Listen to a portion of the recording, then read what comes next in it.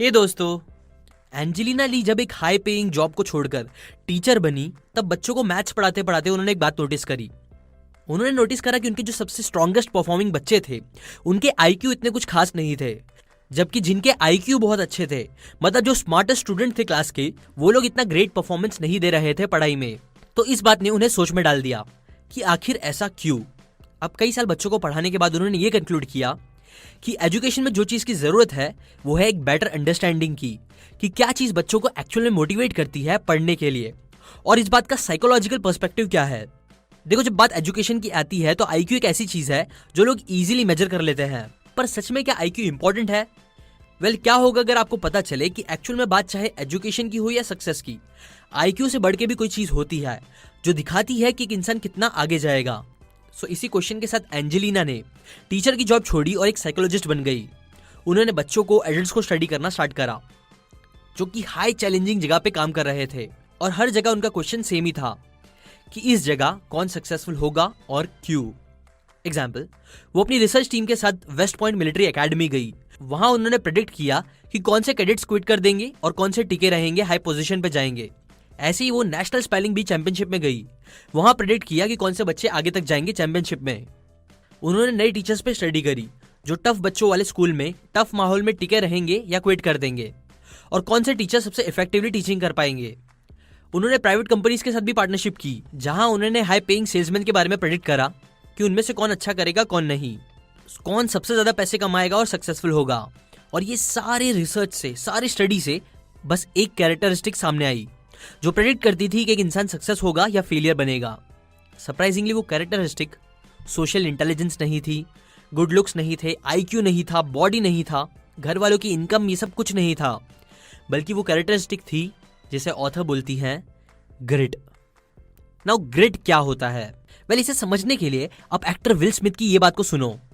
Will Smith बोलते हैं कि मैंने कभी भी अपने आप को दूसरों से ज्यादा टैलेंटेड नहीं देखा, बस जो चीज में मैं दूसरों से बहुत अच्छा हूं वो है मेरा वर्क एथिक। यही चीज मुझे दूसरों से अलग बनाती है। आप मुझसे ज्यादा स्मार्ट रह सकते हो, टैलेंटेड रह सकते हो, मुझसे बेटर दिखने में हो सकते हो, हर एक चीज में मुझसे अच्छे हो सकते हो, लेकिन याद रखो, अगर आप मेरे साथ कभी ट्रेडमिल पे भागने आओगे, कंपीट करोगे मुझसे, तो बस दो चीजों में से एक चीज होगी। फर्स्ट, या तो आप हार मान के मुझसे पहले ट्रेडमिल से उतर जाओगे, या फिर सेकंड, मैं ट्रेडमिल पे भागते भागते ही दम तोड़ दूंगा लेकिन हार नहीं मानूंगा। देखो, ग्रिड बेसिकली होता है एक इंसान का पैशन और परसिवरेंस लॉन्ग टर्म गोल के लिए। आप उसे स्टैमिना भी बोल सकते हो, जो एक इंसान को लॉन्ग टर्म गोल पे फिक्स रहने में हेल्प करता है, उन्हें डे इन और डे आउट, वो भी बस एक दिन के लिए नहीं, एक हफ्ते, एक महीने के लिए नहीं, बल्कि सालों साल के लिए, ताकि वो मेहनत से काम करके अपने सपनों को रियलिटी बना सके। ग्रिड का मतलब है लाइफ को जीना ऐसे जैसे वो एक मैराथन हो, एक लंबी रेस, ना कि एक स्प्रिंट रेस जिसमें बस कुछ टाइम दम लगाकर भागना होगा और आप जीत जाओगे। एंजेलिना को पता चला काफी सारी स्टडीज से कि टैलेंट का ग्रिड में कोई ज्यादा हाथ नहीं होता है, क्योंकि उन्होंने कई टैलेंटेड लोगों को स्टडी करा जो अपने कमिटमेंट को फॉलो नहीं कर पाते थे। इनफैक्ट ऑथर बोलती है कि ग्रिड यूजुअली अनरिलेटेड होता है, या फिर इनफैक्ट इनवर्सली रिलेटेड भी होता है टैलेंट के। स्टडीज बताती है कि मैक्सिमम लोग एफर्ट की वैल्यू तो करते हैं, बट वो ये भी बिलीव करते हैं कि एफर्ट्स अकेले टैलेंट को बीट नहीं कर सकता। पर सच तो यह है कि study after study author Angelina को यह बात पता चली है कि एक्चुअल में अगर आप टैलेंट को एक काउंट करोगे तो एफर्ट उसका हमेशा डबल होगा। मतलब एफर्ट को आपको दो काउंट करना होगा, डबल इंपॉर्टेंस देनी होगी। और ये वो एक सिंपल फॉर्मूला से समझाती है जो कुछ ऐसा है: talent multiply by effort is equal to skills, और skill multiply by again efforts is equal to achievements. जब आप एफर्ट्स लगाते हो कोई भी नॉर्मल से टैलेंट पे, तो इससे आपको स्किल मिलती है, और जब आप उस स्किल पे फिर से एफर्ट्स लगाते हो तब जाके आपको मिलती है अचीवमेंट्स। साइंस बोलती है कि ग्रिट मतलब लॉन्ग टर्म एफर्ट्स लगाना अपने लॉन्ग टर्म गोल्स के लिए बिगेस्ट प्रेडिक्टर होता है सक्सेस का। अब देखो, यूजुअली दो तरीके के लोग होते हैं। एक जो टैलेंट देखेंगे तो बोलेंगे, अरे क्या टैलेंटेड इंसान है वो, क्या मस्त काम करता है, मैं तो ऐसा कभी नहीं कर पाऊंगा।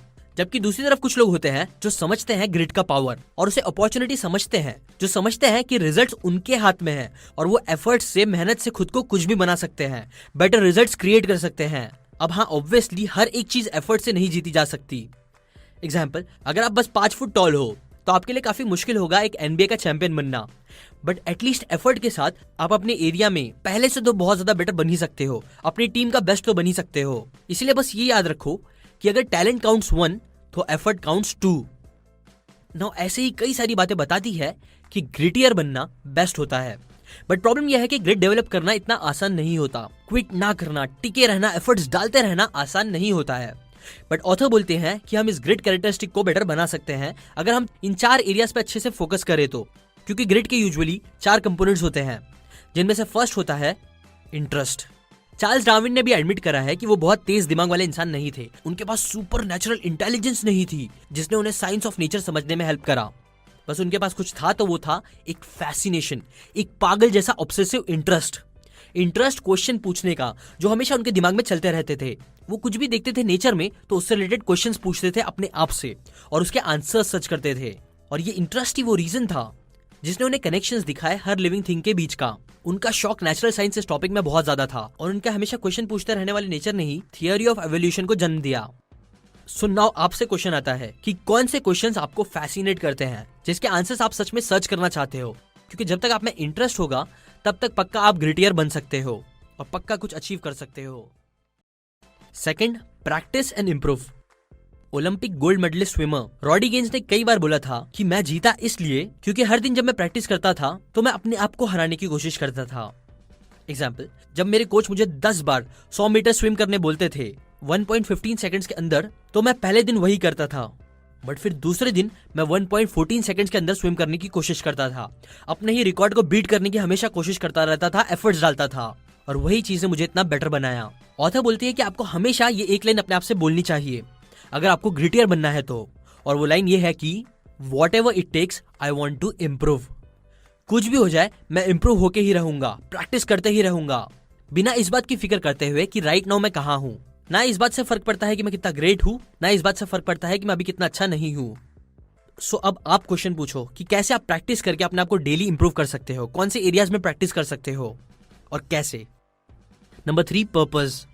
एंजेलिना ने एक एक्सपेरिमेंट करा था 16,000 अमेरिकन एडल्ट्स पे, जिससे पता चला कि जो लोग सिर्फ प्लेजर के लिए काम कर रहे थे, फिर चाहे वो प्लेजर पैसों का हो, इज्जत का हो, नाम का हो, उनका ग्रिड का स्केल यूजुअली इतना नहीं बढ़ता था। बट जो लोग पर्पस पे फोकस करते थे और काम करते थे, उनका ग्रिड का लेवल हमेशा ही बढ़ता रहता था।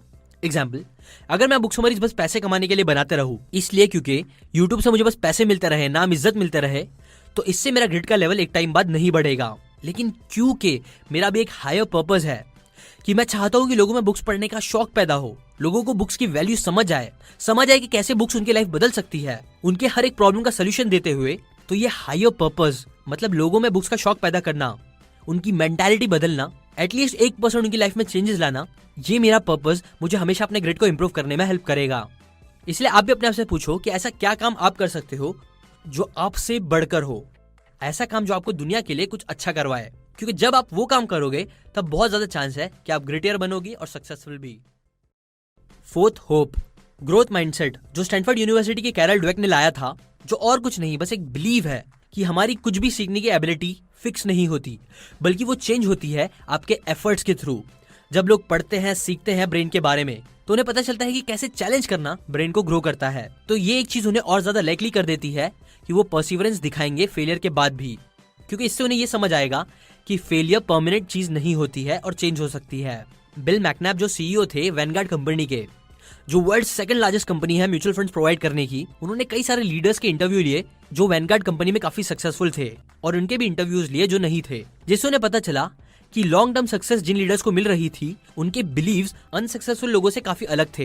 देखो, अनसक्सेसफुल लीडर्स ये बिलीव करते थे कि मैं कुछ नहीं कर सकता, मैं इतना स्मार्ट नहीं हूँ दूसरों जैसा, मेरे पास वो स्किल, वो टैलेंट नहीं है जैसा दूसरों के पास है, और बस मैं जैसा हूँ वैसा ही हूँ। जबकि सक्सेसफुल लीडर ऐसे फिक्स्ड बिलीव्स नहीं रखते थे। वो न्यूरोसाइंस की इन बातों को समझते थे कि हमारे पास एनॉर्मस एबिलिटी होती है अपने आप को चेंज करने की, अपने ब्रेन को ग्रो करने की, और हम हमेशा हमेशा कुछ ना कुछ तो सीख ही सकते हैं। ऑथर बोलते हैं कि याद करो, जब आप कोई न्यू चीज सीखने जा रहे थे तो कैसे आपको लग रहा था कि शायद आप वो चीज कभी सीख ही नहीं पाओगे, बट जब आपने उस चीज को करते ही रहा तो थोड़े टाइम बाद वो आपको आने लगी ना। वो एक्सपीरियंस को अच्छे से याद रखो, और जब भी आपको लगे कि आप कुछ नहीं कर सकते तो अगेन उस मेमोरी को याद करो और अपने ऊपर बिलीव करो कि हाँ आप कर सकते हो, बस आपको टिके रहना होगा। ना इस बुक का एंड करते हुए एंजेलिना बोलती है कि ग्रिटियर बनना एक लाइफ स्किल है जो हम सब डेवलप कर सकते हैं प्रैक्टिस करते करते, बस ये याद रखते हुए कि ग्रिट टैलेंट से ज्यादा इंपॉर्टेंट होती है, और हम सब टाइम के साथ साथ ग्रिटियर बन सकते हैं, इंप्रूव हो सकते हैं। इसलिए हमेशा ये चीज को याद रखो और अपने पैशन पे टिके रहो।